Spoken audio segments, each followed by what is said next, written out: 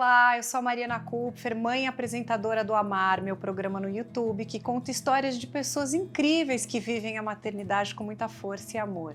Depois de 10 anos falando do tema, o Amar se tornou parceiro de Materna, um projeto que acompanha e aconselha gestantes com muito tato e informação aqui em Universa no UOL.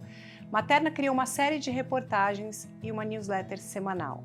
Você está grávida? Entra no link que aparece aqui na tela, clicando na primeira matéria você já vê um box para se inscrever. É só colocar sua semana de gestação e o e-mail que você já começa a receber notícias nossas. Hoje vamos conhecer a história da Natália, que enfrentou muitos desafios desde que seu filho Lucas nasceu prematuro extremo, com apenas 27 semanas. Desde então, a Natália tem sido um exemplo de resiliência e dedicação, buscando as melhores terapias para o desenvolvimento dele. Vamos ouvi-la compartilhar essa trajetória incrível. Vamos recebê-la?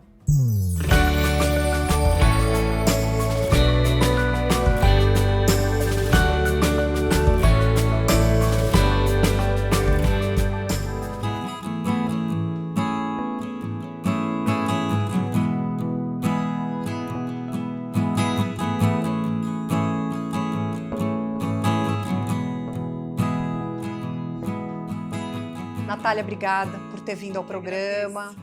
Fiquei sabendo que você é muito fã. Sim, muito. Estou até emocionada e honrada de estar aqui hoje contando a minha história. Já ouvi tantas, hoje eu vou contar a nossa. Eu que agradeço.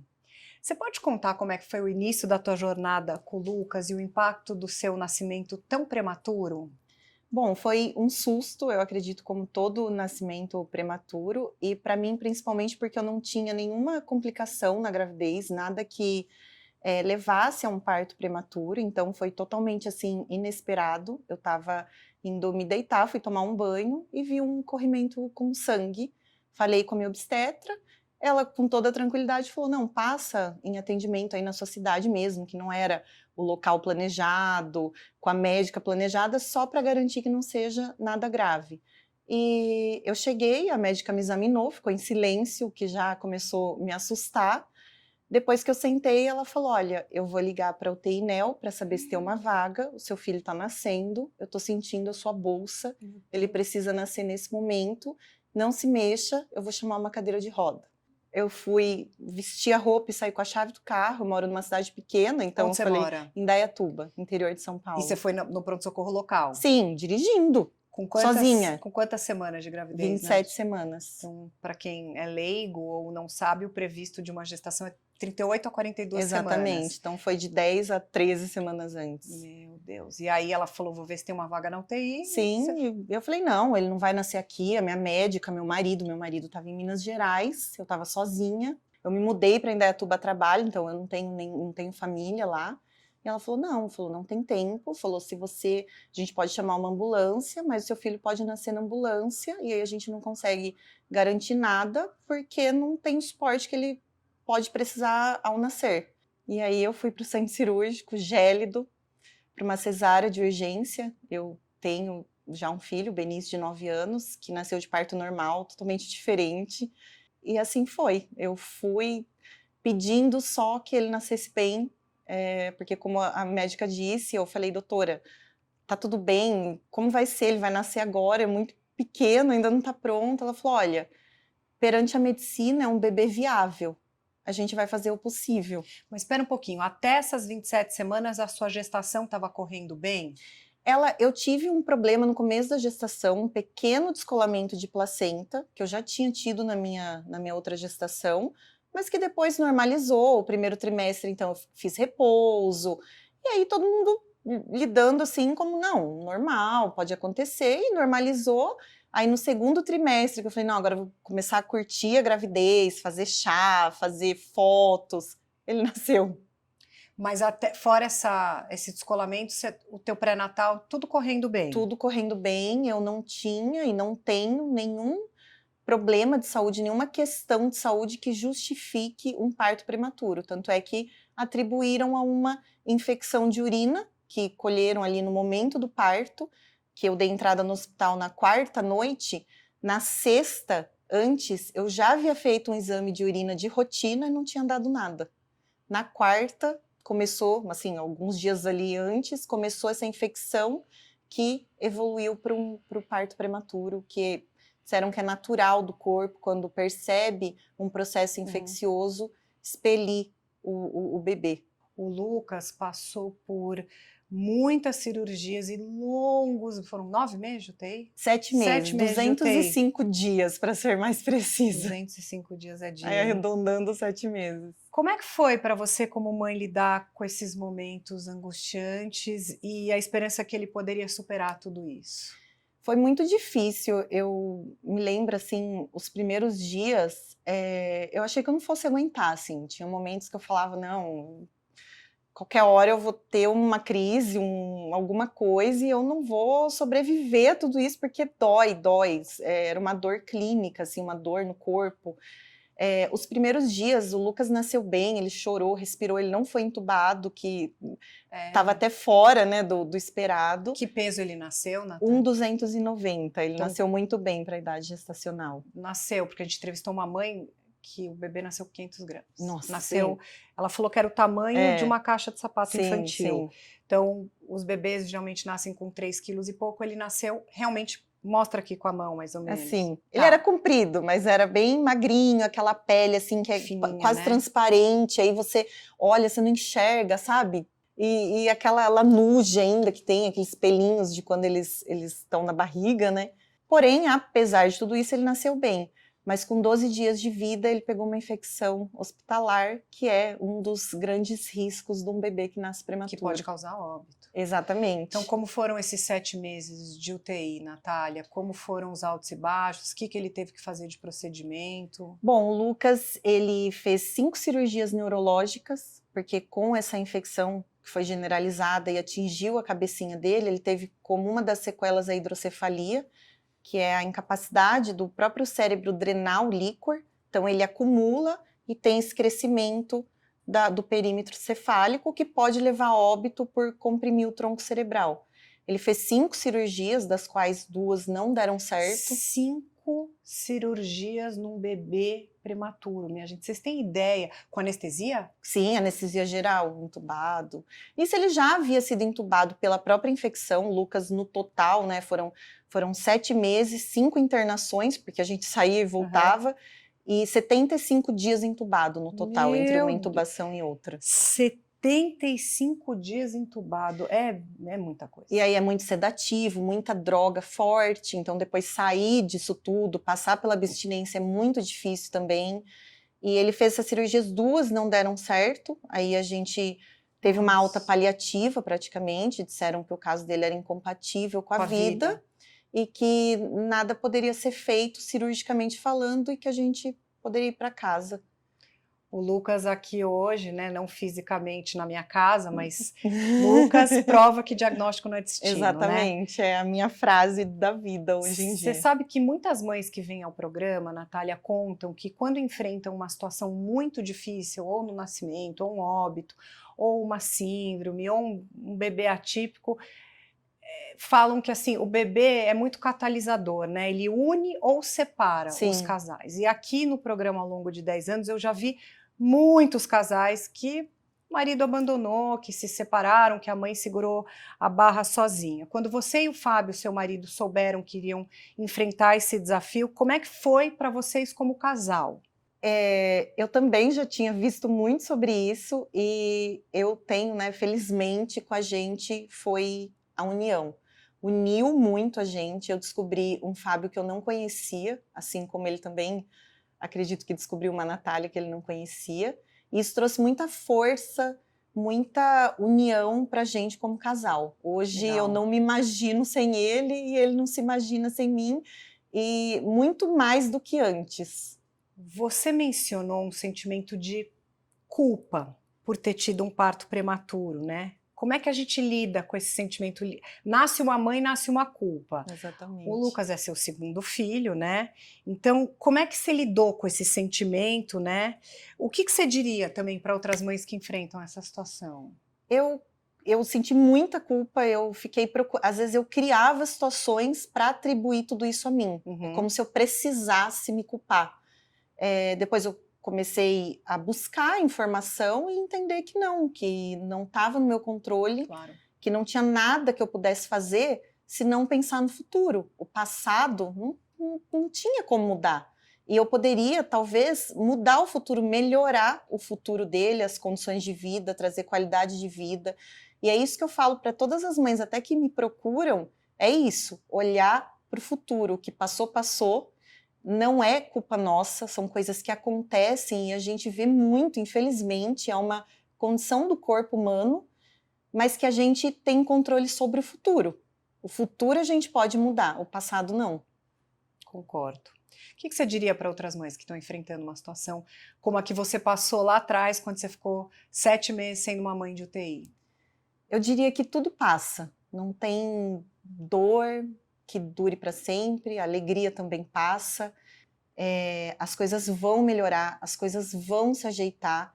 E principalmente que para elas terem paciência, que aos poucos, com o tempo, é possível ressignificar. Essa é a palavra. Ressignificar, eu diria que é a palavra. Depois de tantas complicações, diagnósticos difíceis, até um diagnóstico absurdo que o Lucas era incompatível com a vida, esse lindo garotinho está surpreendendo todos os médicos com o seu desenvolvimento. Como é que você se prepara emocionalmente, né, para as etapas futuras e como é que está sendo o processo do Lucas de recuperação até aqui? Eu, no começo, até entre uma internação e outra, eu sofria muito. Teve um período que a gente ficou um pouquinho mais em casa entre essas internações, e eu falo que foi assim meu período de ir para o fundo do poço, depois do hospital, que passou ali o pior, em pensar no futuro, o que seria dele, o que ele ia fazer, o que ia deixar de fazer, como seria a vida dele. E desde quando eu parei com isso, parei de ficar querendo ter esse controle, a gente quer sempre mudar o passado ou controlar o futuro, eu vivo muito melhor. Então eu vivo um dia de cada vez, eu vivo o presente. Eu olho para o Lucas, comparo o Lucas sempre com ele mesmo, jamais com outra criança, isso serve para crianças típicas também. Fico feliz, vibro com cada coisa que ele consegue fazer, porque eu cheguei a não ter nada, eu perdi tudo, tiraram todas as minhas possibilidades, até a possibilidade de ser uma mãe atípica, que eu estava conseguindo lidar com isso, foi tirado de mim no momento. Então hoje eu falo que a gente vive um presente diário, todo dia para mim é lucro. E sempre que eu penso que eu tenho para mim, eu não sei se ele vai andar, se ele vai falar, se ele vai sorrir. Hoje ele é não verbal. Não, ele tem, assim, ainda não Quanto tempo balbucia, ele digamos, tá? ele tá com 9 meses. E não dá para saber se não tem um prognóstico, ele vai andar, ele vai falar. Ele tem, na última consulta com o neuro, ele surpreendeu, o neuroclínico, disse que acredita muito que ele vai andar. Ele tem motricidade? Tem, porém ele é hipotônico, tem espasticidade, então assim, ele tem 9 meses cronológico e 7 corrigido. Teoricamente ele já deveria sentar, ele não senta, ele não sorri, interage do jeitinho dele, ele tem baixa visão, a gente está estimulando a visão, ele usa aparelho auditivo, então está estimulando a audição, mas ele começou recentemente a pegar os brinquedinhos, pegar o mobile, ele começou a olhar, ele escuta a voz, ele olha, então acredita-se que ele vai atingir os marcos, talvez em algum momento ele precise de suporte, mas existem grandes chances. E aí o cognitivo ainda é cedo para falar, é muito bebê, ele se comporta às vezes como um bebê de 1, 2 meses. Quais são as terapias que o Lucas faz, Natália? Hoje o Lucas faz fisioterapia motora, faz estimulação visual, estimulação auditiva, acompanhamento com fonoaudióloga para disfagia, começou a introdução alimentar, coisas que também ele foi embora do hospital com sonda, porque disseram que ele não mamaria, e terapia ocupacional.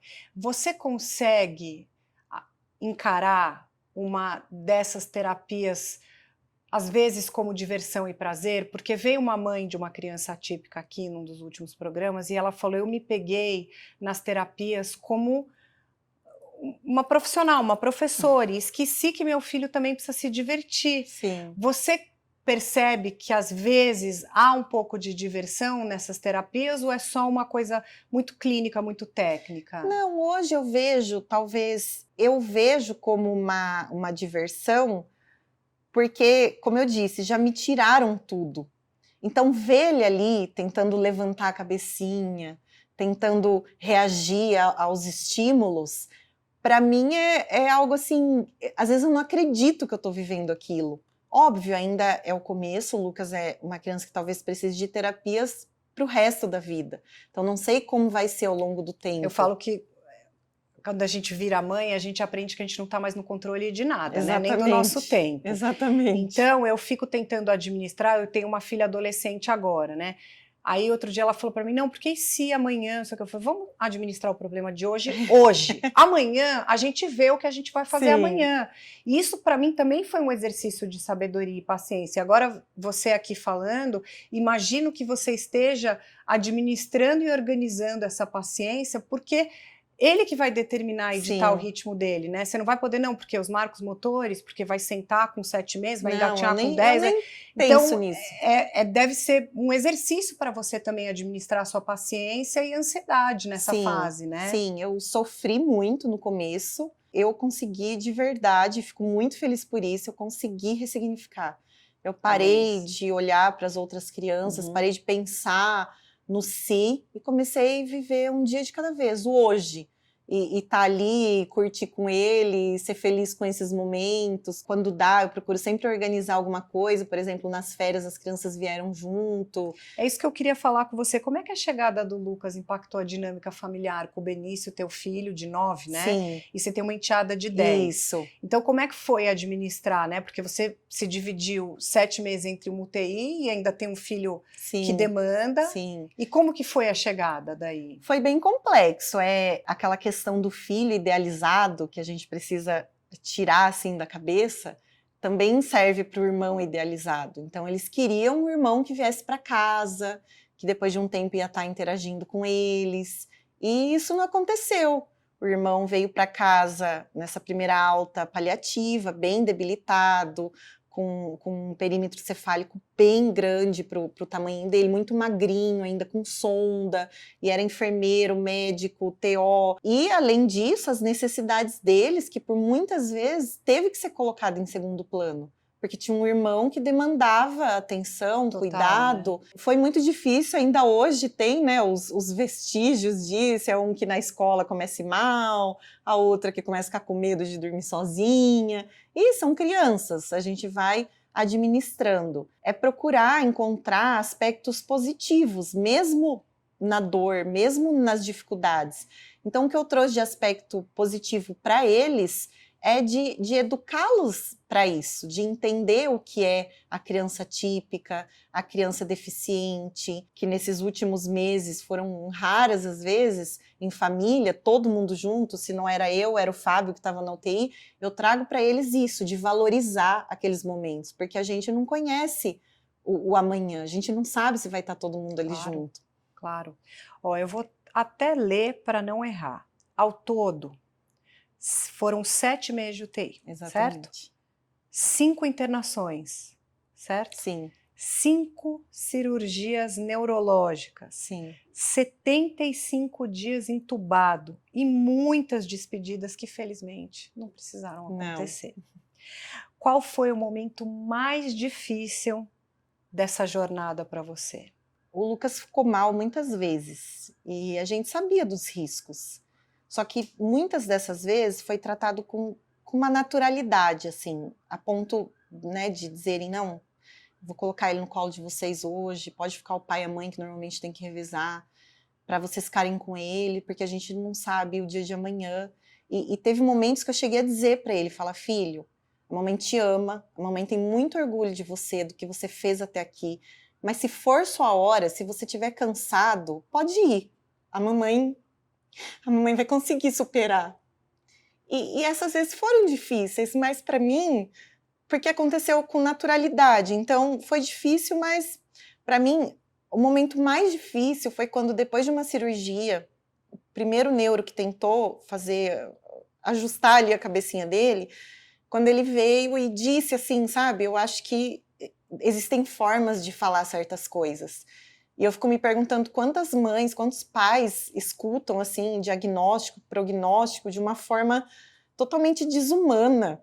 E ele disse, não, o filho de vocês é incompatível com a vida. ele não tem mais cérebro. A infecção consumiu o cérebro dele, a cabeça dele só tem água e resto de tecido degenerado. Eu falava, não, doutor, mas tem a neuroplasticidade, ele pode, os hormônios assumirem as funções dos outros neurônios que ele perdeu. E aí ele disse, não, mas para isso ele precisaria ter neurônios, ele não tem mais. A gente sabe, até hoje, o Lucas tem uma condição complexa e a gente sabe dos riscos.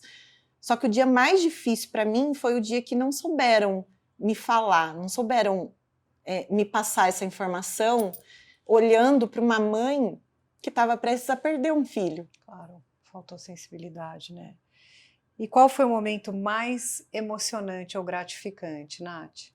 O momento mais emocionante foi o dia que ele saiu da primeira cirurgia bem-sucedida. O Lucas tem uma hidrocefalia multicística, então uma válvula não conseguia drenar, ele precisou de comunicações no cérebro. As cirurgias dele precisam de um GPS para que o neurocirurgião possa encontrar as partes ali no cérebro dele. E a primeira cirurgia com essa neurocirurgiã maravilhosa que a gente encontrou depois, que conseguiu estabilizar o Lucas, durou 4 horas. Ele teve, quando entrou no centro cirúrgico, ele já estava muito mal, com o tronco cerebral muito comprimido, ele teve um início de parada que conseguiram reverter. Eles saíram, disseram, falaram, olha, vai ser mais complexo do que a gente imagina, a gente vai tentar de tudo, mas a gente precisa que vocês saibam. Quando a médica saiu do centro cirúrgico, depois de 4 horas, que eu fiquei ali na porta, orando, chorando, quando ela saiu e falou, deu certo, mãe, aquele momento, assim, eu falo que para mim ali o Lucas nasceu de novo. Natália, compartilhar a tua história nas redes sociais tem sido uma maneira de encontrar suporte e também ajudar outras mães. Como é que isso tem feito diferença para você e para as pessoas que acompanham a tua trajetória? Para mim fez diferença, eu me fechei muito no começo, eu não conseguia falar, eu tinha vergonha de sair na rua e as pessoas me verem sem a barriga e sem o filho no braço. E eu me fechei muito, sofri muito, assim, por dias. Quando eu decidi começar a falar, isso me libertou. E eu falo sempre que eu comecei a falar imaginando que eu fosse ajudar outras mães que estivessem passando por isso. E querendo ajudar, eu fui muito mais ajudada. Contar nossa história me libertou, me tirou esse trauma, esse medo, essa vergonha, um sentimento muito estranho de estar vivendo tudo aquilo. Ao mesmo tempo, me trouxe força para continuar. E você vê que você não está sozinha, né? Posso Exatamente. imaginar quantos relatos Sim, você muitos. não deve trocar e receber, Muitos, né? e muitos muito parecidos, assim. E eu falo, não, eu quero falar, eu quero contar, eu quero que muitas mães, às vezes, estão começando a passar por isso agora, eu quero que elas saibam que elas vão sair disso, que vai passar. Que existem inúmeras possibilidades na medicina, nas terapias. Então, o diagnóstico não é o fim, é o ponto de partida. Isso aí.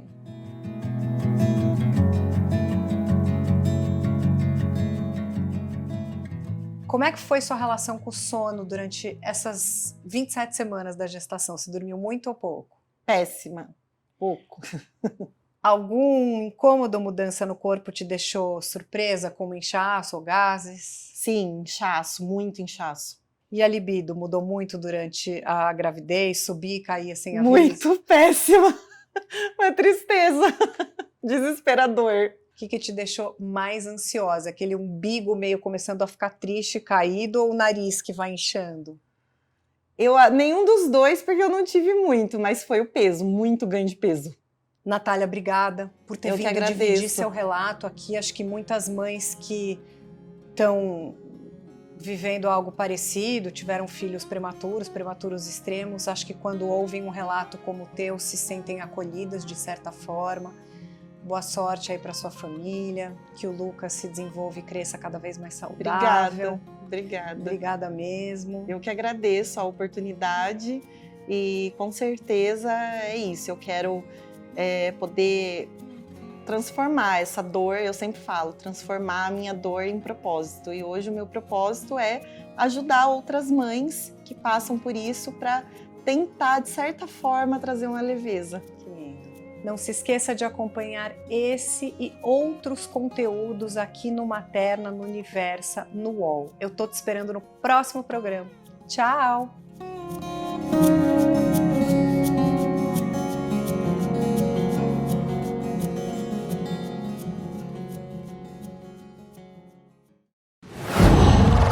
Uau!